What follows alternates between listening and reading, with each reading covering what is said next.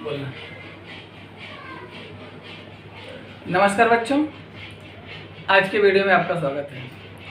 जैसा कि आप लोग जानते हैं कि हिंदी विषय के अंतर्गत दूसरे पाठ की शुरुआत हम पिछले वीडियो के माध्यम से कर चुके हैं।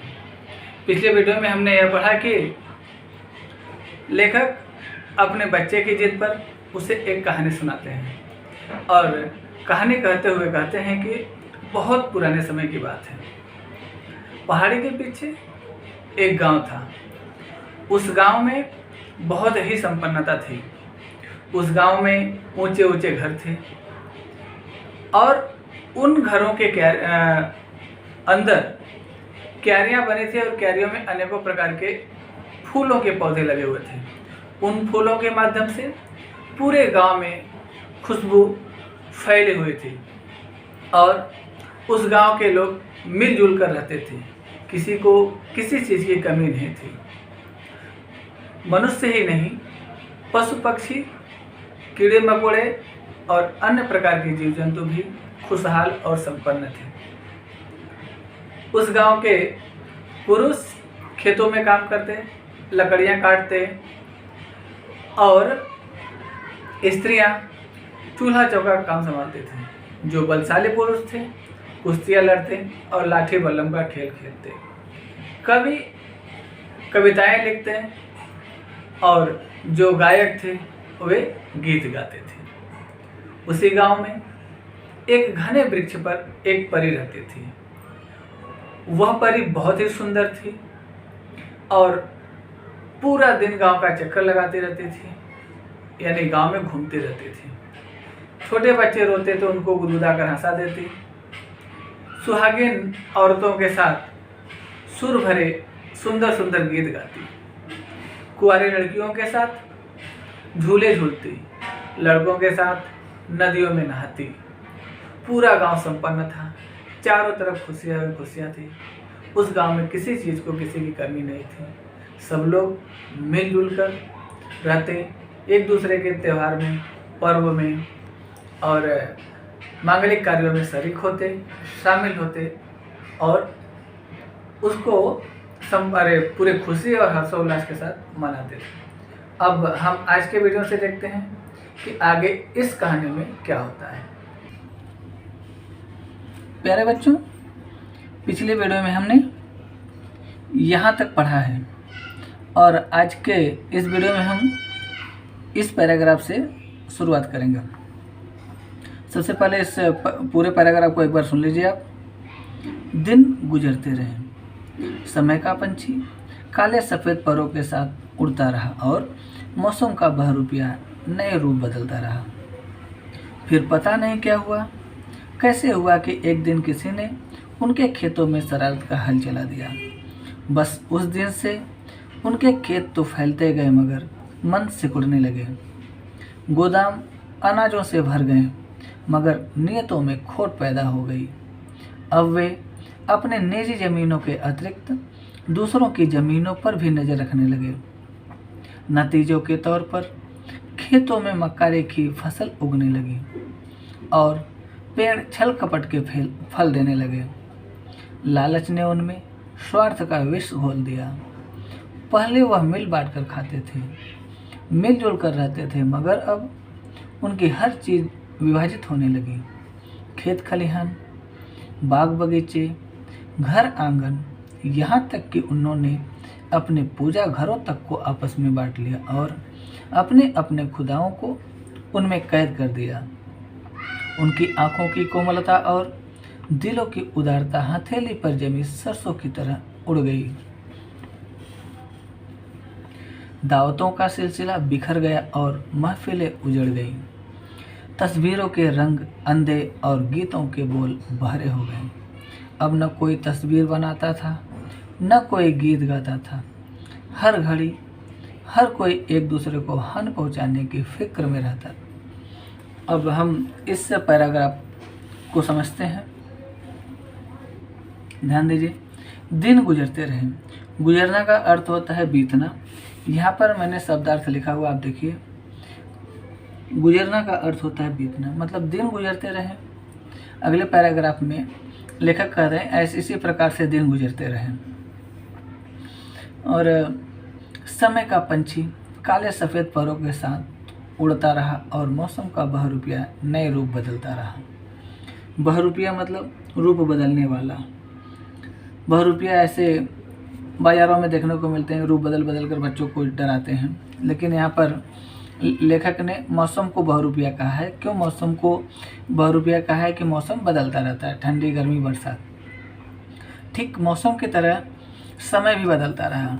आज के बहुत समय पहले जैसा समय था आज वैसा समय नहीं है। समय धीरे धीरे बदलता रहता है और समाज भी बदलता रहता है। इस बात को यहाँ पर लेखक ने कहा है। हम देखते हैं, समय का पंछी, यह समय रूपी पंछी अपने काले सफ़ेद पर मतलब होता है पंख, चिड़िया का जो पंख रहता है उसको चिड़िया का पर कहते हैं।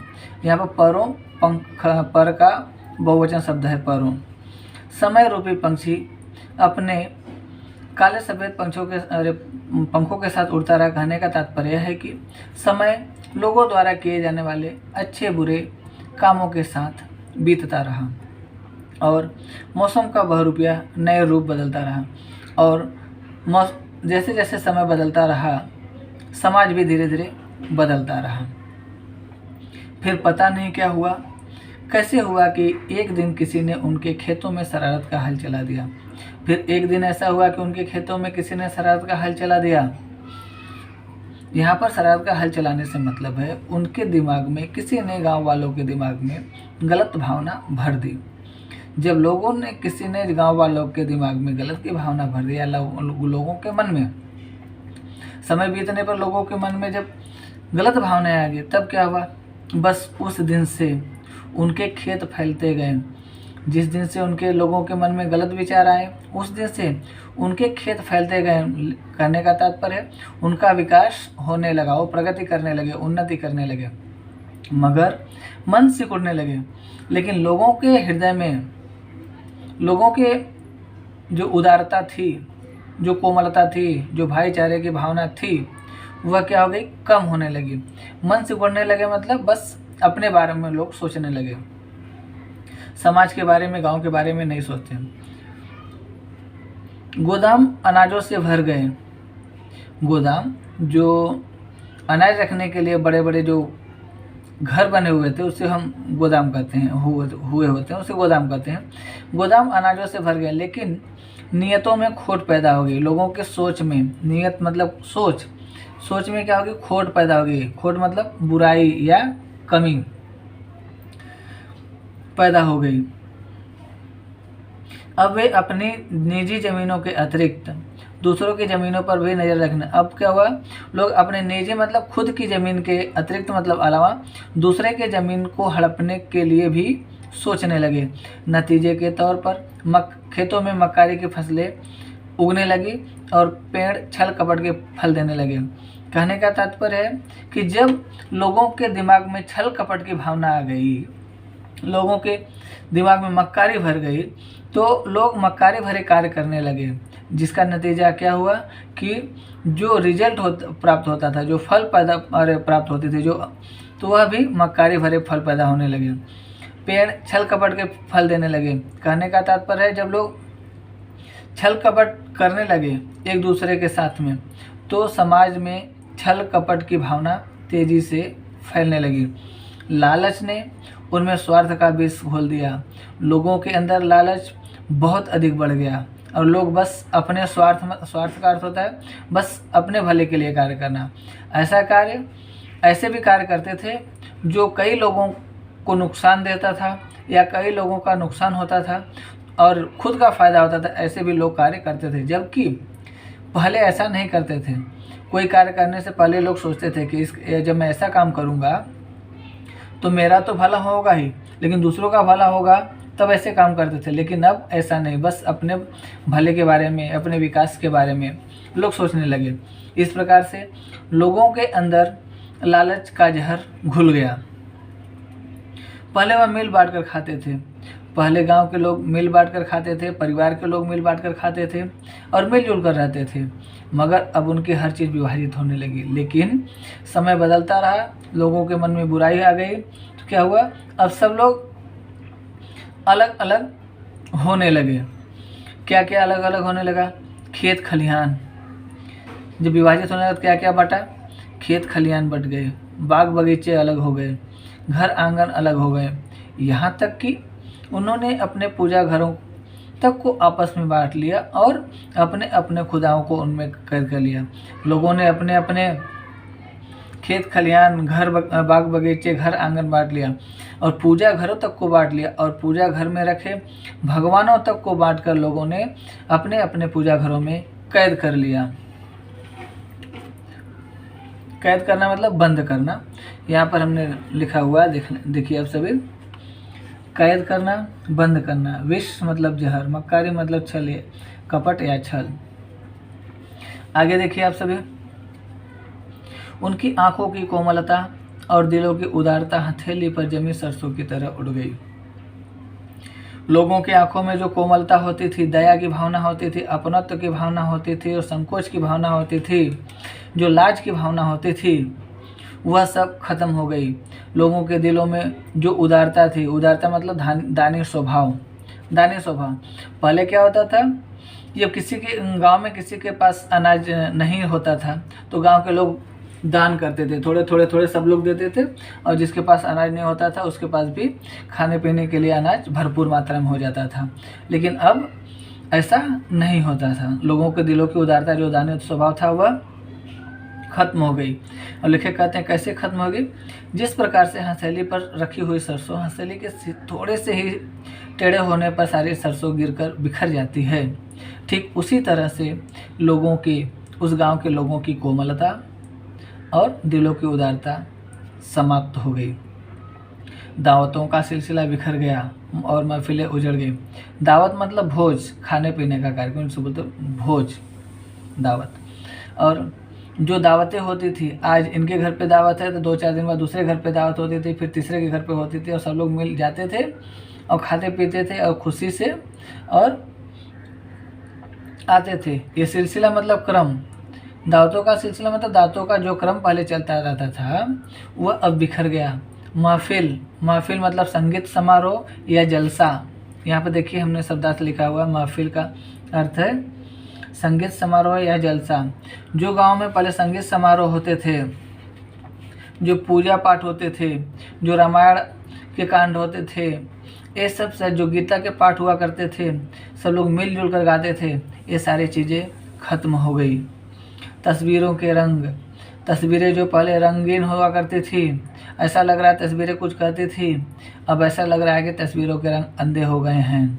गीतों के बोल भरे हो गए हैं। पहले के गीत हुआ करते थे जो लोगों को संदेश देते थे, अच्छी अच्छी गीतों के बोल जो अच्छी अच्छी बातें सिखाते थे, अब ऐसा लगता है कि सारी की सारी चीज़ें ख़त्म हो गई हैं। अब ना कोई तस्वीर बनाता था, ना कोई गीत गाता था। समय इतना बदल गया कि अब ना कोई उस गांव का ना कोई व्यक्ति तस्वीर बनाता था, ना कोई व्यक्ति गीत गाता था।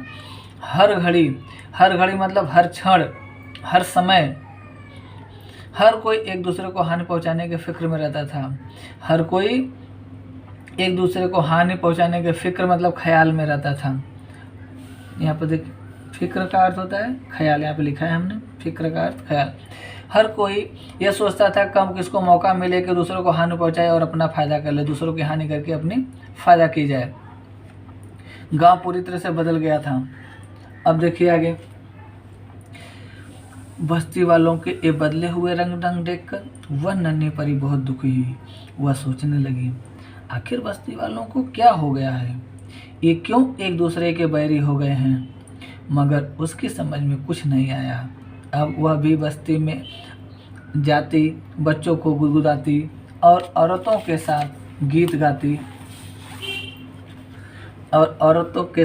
गाती, उनके खेत खलिहानों में के चक्कर लगाती, आंगनों में घूमती फिरती। मगर अब वह सब उसकी तरफ बहुत कम ध्यान देते। बस्ती वालों की उपेक्षा के कारण नन्ही परी उदास रहने लगी। आखिर उसने बस्ती में आना जाना कम कर दिया। फिर एक दिन ऐसा आया कि उसने बस्ती में आना जाना बिल्कुल बंद कर दिया। बच्चों देखते हैं इस पैराग्राफ का अर्थ। बस्ती वालों के बदले हुए रंग देखकर नन्ही परी पहले की तरह अब भी उस बस्ती में आती थी, लोगों को देखती थी, लेकिन लोगों के इस तरह से बदले हुए ढंग देखकर वह नन्ही परी बहुत दुखी हुई। वह सोचने लगी, आखिर बस्ती वालों को क्या हो गया है, ये बस्ती वालों को क्या हो गया है, ये इतने बदल कैसे गए हैं, क्यों एक दूसरे के वैरी हो गए हैं। वैरी का अर्थ होता है, वैरी यहाँ पे लिखा, वैरी का अर्थ होता है दुश्मन। देखिए बच्चों, मैंने यहाँ पे वैरी का शब्दार्थ लिखा है दुश्मन, मगर उसकी समझ में कुछ नहीं आया। अब भी बस्ती में जाती बच्चों को गुदगुदाती। नन्ही परी को कुछ भी समझ में नहीं आ रहा था। पहले की तरह अब भी नन्ही परी बस्ती में जाती, बच्चों को गुदगुदाती और औरतों के साथ गीत गाती। उनके एक मिनट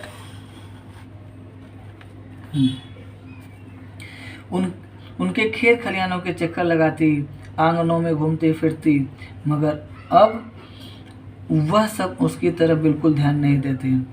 पहले बस परी की तरफ सब लोग बहुत ध्यान देते थे, लेकिन अब कोई भी ध्यान नहीं देता था। बस्ती वालों की उपेक्षा के कारण नन्ही परी उदास रहने। उपेक्षा मतलब ध्यान न देना, अनादर करना। यहाँ पे हमने शब्दार्थ लिखा हुआ है, अब देख लीजिए। उपेक्षा मतलब ध्यान न देना या अनादर करना। उदास का अर्थ दुखी। अब क्या हुआ कि जब बस्ती वालों ने उस नन्ही परी की तरफ ध्यान नहीं देते, परी आ रही है जा रही है, किसी से कोई उस परी से मतलब नहीं रख रहा है, ना तो कुछ पूछ रहा है, तो परी उदास रहने लगी, मतलब दुखी रहने लगी। आखिर उसने बस्ती में आना जाना कम कर दिया और इस कारण से नन्ही परी बस्ती में आना जाना कम कर दिया। फिर एक दिन ऐसा आया कि नन्ही परी बस्ती में आना जाना बिल्कुल ही बंद कर दिया। अब नन्ही परी बस्ती में नहीं आती थी। अब आगे देखते हैं। बस्ती वाले आपस में झगड़े टंटों में इतने उलझे हुए थे कि शुरू में उन्हें उसकी अनुपस्थिति का आभास ही नहीं हुआ, मगर जब सुहागनों के गीत बेसुरे हो गए और कुंवारियों ने पेड़ों की टहनियों से झूले उतार लिए और बच्चे खिलखिलाकर हंसना भूल गए, तब उन्हें एहसास हुआ कि उन्होंने अपनी कोई अनमोल वस्तु खो दी है। बस्ती वाले चिंतित हो गए, उसे कहाँ ढूंढें, कहाँ तलाश करें। बस्ती वाले आपस के झगड़े और टंटों में इतने बिजी हो गए कि उन्होंने परी की तरफ बिल्कुल भी ध्यान नहीं दिया और इस प्रकार परी आना जाना छोड़ दी। तो बहुत दिनों के बाद उनको गांव वालों को यह आभास हुआ, उनको परी की अनुपस्थिति मतलब गैर मौजूदगी का आभास मतलब अनुभव या एहसास। यहाँ पे लिखा हमने, आभास मतलब संकेत या एहसास हुआ। जब सुहागिनों के गीत बेसुरे हो गए। सुहागिन मतलब वह स्त्री जिसका पति जीवित हो। बेसुरा का अर्थ सही स्वर न होना। जब सुहागिनों के गीत बेसुरे हो गए, जो सुहागिनें पहले सुर भरे गीत गाती थी और परी के नए आने पर उनके गीत जो है बिना सुर ताल के हो गए, कुंवारियों ने पेड़ों की टहनियों से झूले उतार दिए। कुंवारी मतलब वह लड़की जिसकी शादी नहीं हुई होती है, उन्होंने कहते कुंवारी।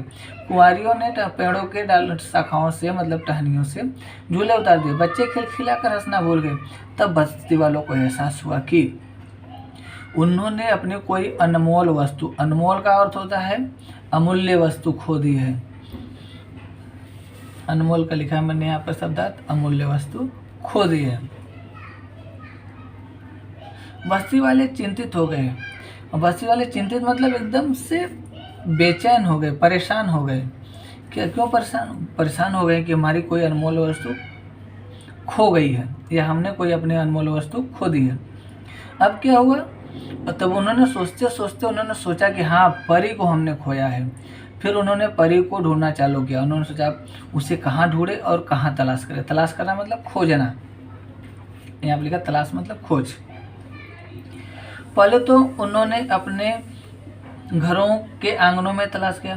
पहले तो सभी गांव वालों ने नन्ही परी को अपने घर के आंगनों में तलाश किया, मैदानों में भटके, पेड़ों पर और गुफाओं में देखा, मगर वह कहीं नहीं थी। अब उसकी चिंता बढ़ने लगी, मगर बजाय इसके कि वे मिल बैठकर सर जोड़कर उसके बारे में सोचते, वे एक दूसरे पर आरोप लगाने लगे कि परी उनके कारण रूठ गई है। अब तो वे उनके दिलों की नफरत और भी गहरी हो गई। ध्यान दीजिए, जब उनको एहसास हुआ कि परी को हमने खोया है, तब उन्होंने शुरू में उन्होंने क्या किया कि परी को अपने अपने घरों के आंगनों में गांव वालों ने, उस बस्ती वालों ने ढूंढा, मैदानों में ढूंढा उन्होंने, और पेड़ों पर ढूंढा और गुफाओं में ढूंढा, मगर परी उन्हें कहीं नहीं मिली। तब उनकी चिंता मतलब होता है फिक्र, तब उनकी फिक्र बढ़ने लगी कि अब हम क्या करें। तो अब बच्चों, उनको क्या करना चाहिए था? उनको करना चाहिए था कि सब मिल बैठकर एक जगह पर बैठते और परी को ढूंढने का कोई रास्ता ढूंढते कि परी चलो हमारे घर में नहीं, हमारे गांव में नहीं आ रही, हमारे बस्ती में नहीं मिली, तो हम क्या करें, हमारे सब गांव वाले मिलकर कोई रास्ता निकाले जिससे हम परी को ढूंढ सकें। लेकिन उन्होंने ऐसा नहीं किया। उन्होंने कैसा किया? सर जोड़कर उसके बारे में सोचते, सर जोड़कर उनसे एक साथ मिलकर अपने विचार देकर उस परी को सोचने का कोई रास्ता ढूंढते। लेकिन उन्होंने ऐसा नहीं किया। वे एक दूसरे पर आरोप लगाने लगे। आरोप मतलब इल्ज़ाम लगाने लगे कि परी तुम्हारे कारण से रूठी है, कि परी तुम्हारे कारण से रूठी है। जो एक जन दूसरे को बोलता है तो वो दूसरे को बोलता है, वो दूसरे को बोलता है। ऐसे बस्ती वाले सभी लोग एक दूसरे पर आरोप लगाने लगे। अब तो उनके दिलों की नफरत और भी गहरी होगी। अब बस्ती वालों के जो दिलों में एक दूसरे के प्रति नफरत थी, द्वेष की भावना थी, वह और भी बढ़ गई। उन्होंने एक दूसरे के खेत खलिहानों को नष्ट करना और पशुओं को चुराना शुरू कर दिया। धोखा, फरेब, लूट मार, हत्या, विनाश रोज का नियम बन गया। अब क्या हुआ? उस बस्ती की स्थिति और भी बुरी हो गई, और भी खराब हो गई। अब उस बस्ती के लोग क्या करने लगे? जैसे ही मौका मिलता, दूसरे के खेत खलिहाने में रखे अनाज को वो उठा ले जाते, चुरा ले जाते। अगर नहीं चुरा ले जाते तो उसको वहीं पर नष्ट कर देते, खराब कर देते, नुकसान कर देते। और जैसे ही मौका मिलता, एक दूसरे के पशु पक्षियों को चुरा लेते, लोगों को बात बात पे धोखा देते। धोखा मतलब छल करते, लोगों के साथ फरेब करते, धोखा देते।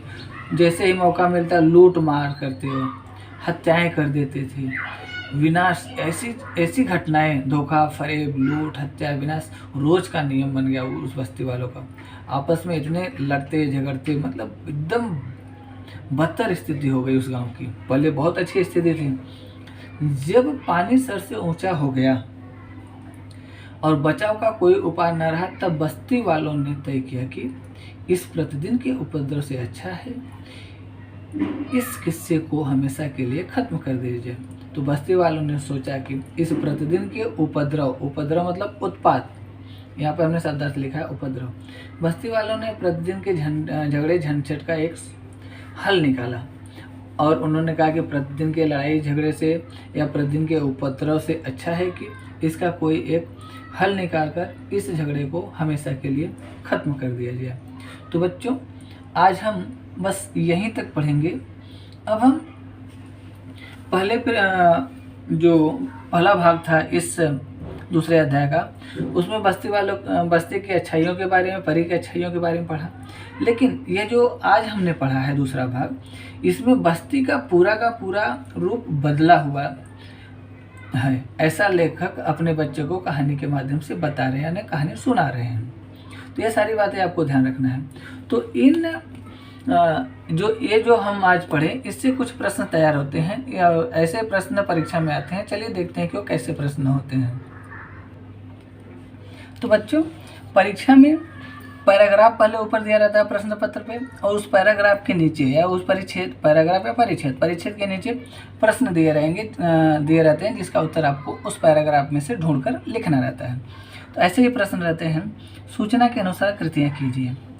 उसमें रहेगा पहला, ऐसा रहेगा 1 2 करके या क ख ग करके या कैसा भी नंबरिंग करके उस पर रहेगा संजाल पूर्ण कीजिए।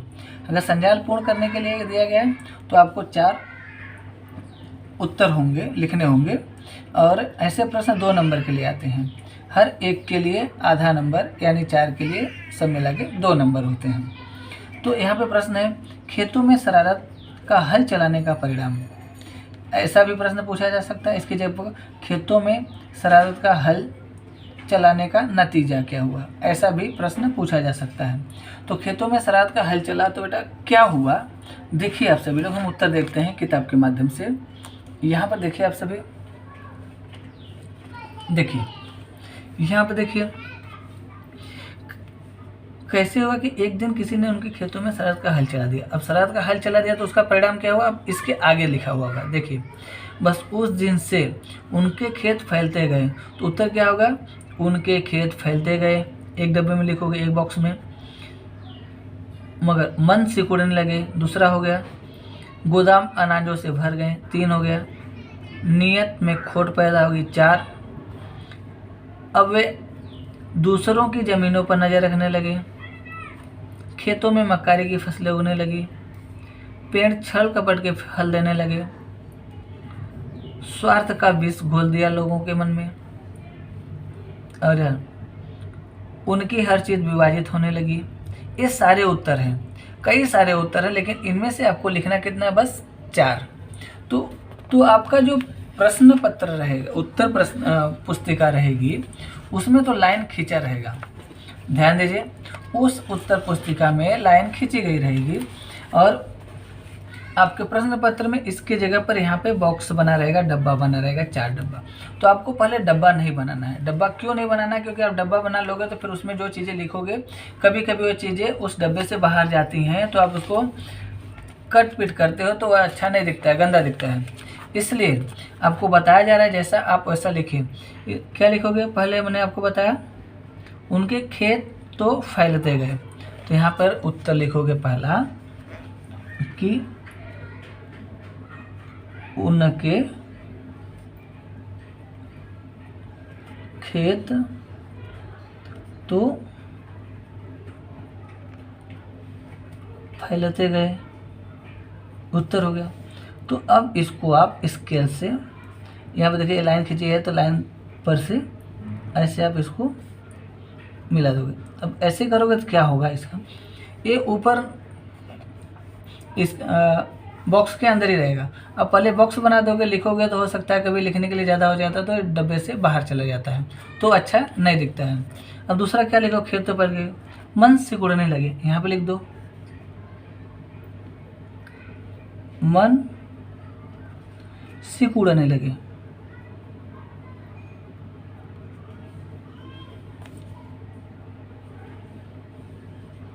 इस तरह से आपको अपने आंसर शीट में या उत्तर पुस्तिका पर आपको उत्तर लिखने होते हैं एग्जाम में या परीक्षा में। इस तरह से आपको लिखने रहेंगे, ध्यान दीजिए। ऐसे मन सिकुड़ने लगे। अब अगला क्या कहता, आगे क्या लिखा है, गोदाम अनाजों से भर गए। अब यहाँ पर आप लिखोगे, सॉरी यहाँ पे देखिए, गोदाम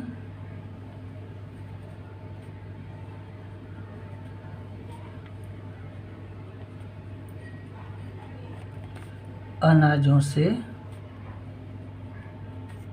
भर गए।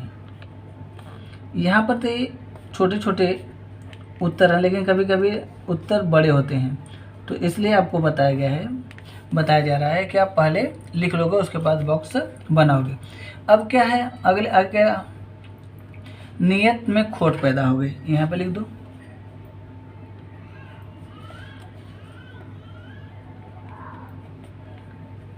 नियत में खोट पैदा हो गई।